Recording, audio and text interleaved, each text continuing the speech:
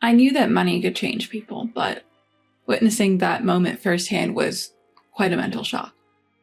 After all, the moment they found out I inherited a fortune, both my once kind ex-husband and the ex-in-laws with whom I had a moderate relationship changed. Or rather, it might be better to say they revealed their true selves. In the end, a lot happened. We divorced, and my in-laws became strangers. But I hear rumors that their household is still in a chaotic mess. Years ago, my mom's sister, my aunt, who passed away, was a typical career woman from her youth and even dabbled in investments. My mom used to say that she seemed to have considerable assets. Even so, I never cared about how much money my aunt had. I would just nod and say, "Oh really?" when it was brought up. My aunt never spent her money recklessly. She was careful, spending only what was necessary and cutting back elsewhere. For example, she cooked for herself but used ordinary supermarket ingredients, or bought only a few quality clothing items to wear for a long time, instead of buying whatever she wanted. I admired and I liked my aunt's values, but there was a strong notion back then that women who earned more than men weren't attractive. She was often looked down upon and prejudiced by relatives. Also, there was a fixed idea that a woman's happiness was in getting married and having children, so my aunt, who was neither married nor had children, was treated like an outsider. But she never let unkind words get her down. She was confident and let people talk as they liked.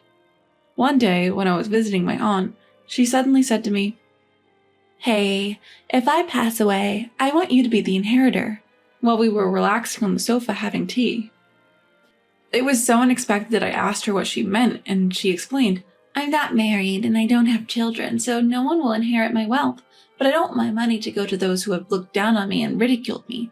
Of course, I will prepare all the necessary documents for inheritance, but I want to make you the official inheritor," she said, smiling but in a serious tone. As for me, I casually accepted, thinking it was fine since she was only in her 40s at the time and it would be 30 or 40 years before she would pass away. It felt like a distant future. And I had no real understanding of inheritance, being a high school student. Honestly, I thought what my aunt told me was a joke back then.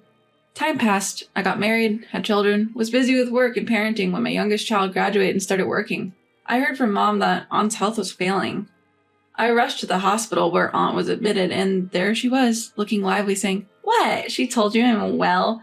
"That's such an exaggeration. I'm sorry to worry you, but it's just a checkup. Look, I'm as fit as ever."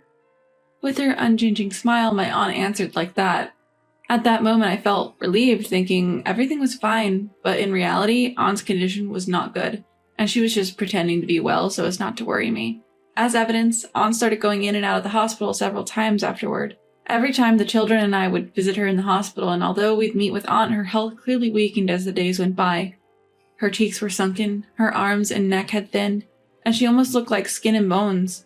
But she never stopped smiling and acted brightly, and I thought she was truly a strong person. Because that smile was the same one I knew from my childhood.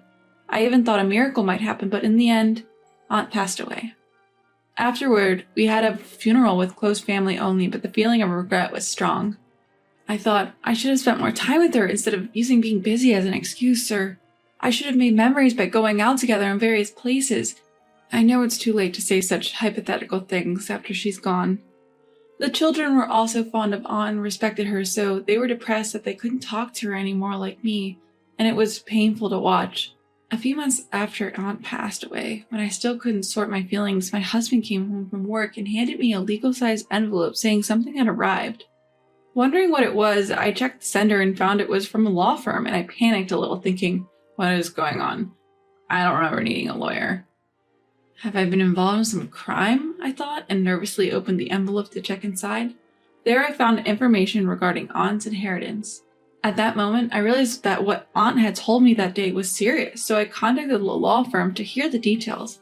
That lawyer was an old friend of Aunt's and seemed to have been entrusted with her property and inheritance after her death. When I heard Aunt's total assets, I nearly fell over, because it was not just a few $1,000,000, it was over $400 million. I panicked again, and after hearing from the lawyer, I called Mom, who casually answered, "You know, it seemed like your aunt wanted you to be the heir. She consulted me after you graduated high school, so I told her if the two of you agreed, it's fine with me." I was shocked by this too. But since the amount was so large, I was confused about what to do with such a huge sum.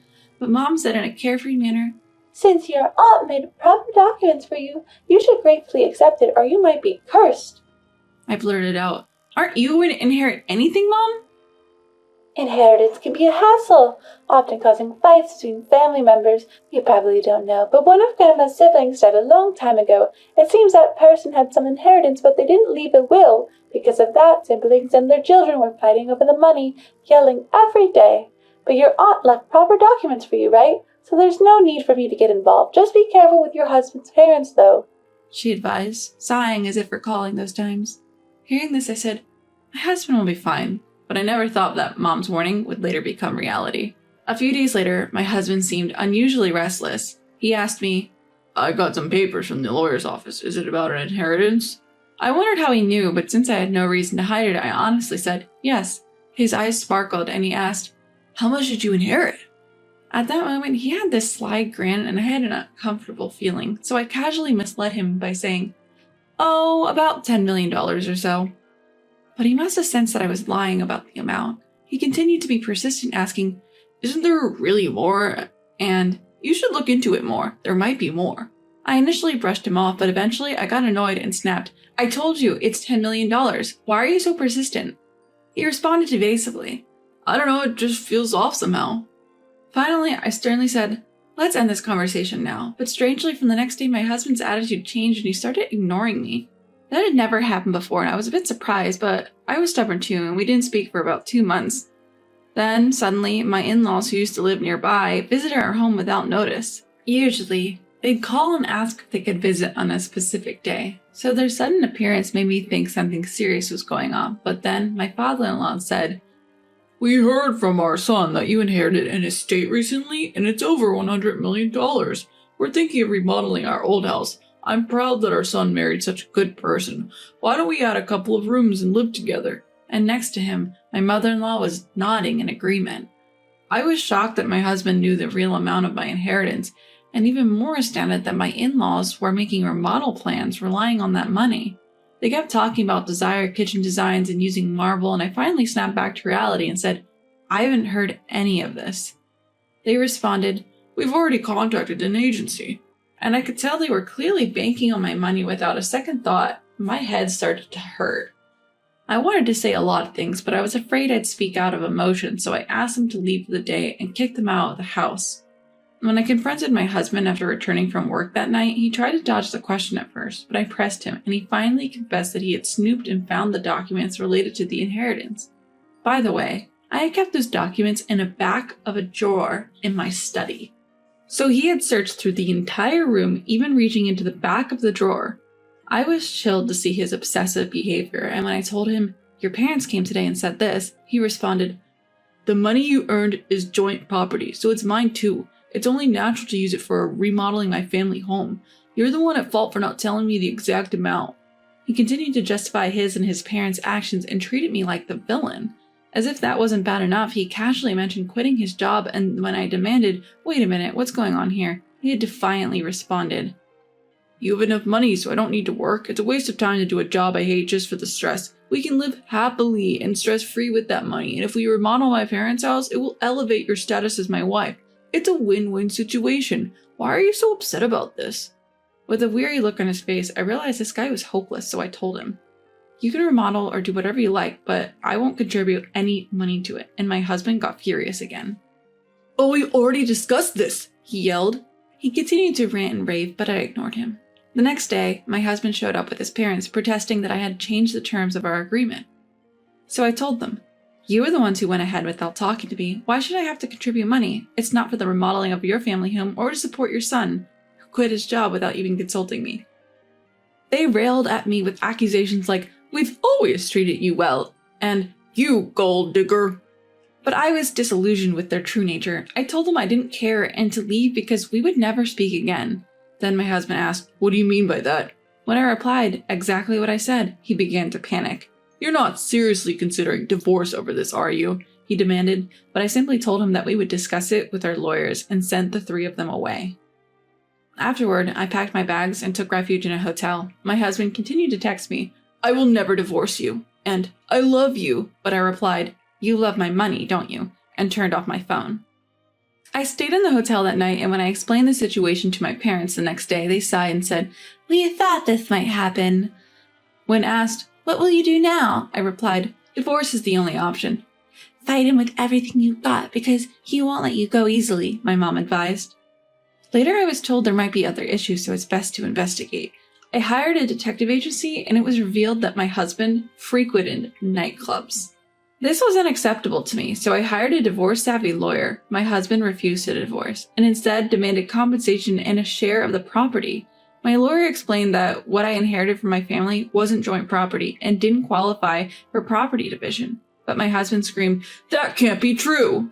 When the lawyer asked, "Would you give your wife the money you inherited from your family, claiming it's family money?" he fell silent.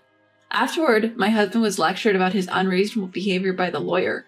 In the end, he was nearly in tears, insisting that I pay for the remodeling, but of course that argument didn't hold water and my husband slumped in defeat. Later, I found out that remodeling paperwork had already been done, and that I'd offered to pay for it, signing a contract for the remodeling of my husband's family home in his name, and he seemed to have been very particular about it, and the total cost exceeded $10 million. So it seems he was worried that if he divorced me, he wouldn't be able to pay that money. So whether we divorced or not, he said there was no reason for me to pay. But even after that, he kept pushing, trying to negotiate, saying, "Then I want you to pay half." But when my lawyer threatened to sue him for harassment, he finally gave up. But my in-laws didn't seem to give up, and they attacked the family home. Finally, they raised a hand against my father and destroyed the potted plants outside before fleeing, so we reported it. Afterward, they even lashed out at the police who came to ask about the situation and were taken away. Of course, the whole neighborhood heard about this, and even after being released, the rumors persisted. Because I casually mentioned it to some gossip-loving neighbors, the greedy nature of my husband's family became widely known.